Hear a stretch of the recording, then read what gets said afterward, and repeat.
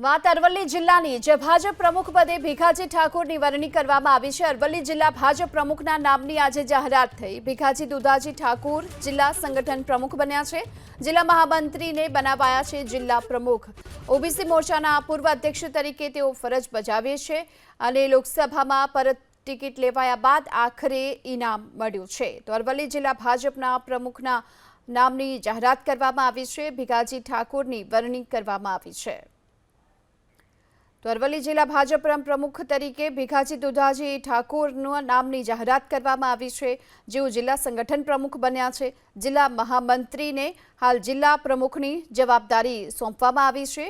OBC મોરચાના પૂર્વ અધ્યક્ષ તરીકે પણ તેમણે ફરજ બજાવી છે અને હાલમાં તેમના નામની જાહેરાત થતાની સાથે જ કાર્યકર્તાઓમાં પણ ઉત્સાહનો માહોલ જોવા મળ્યો।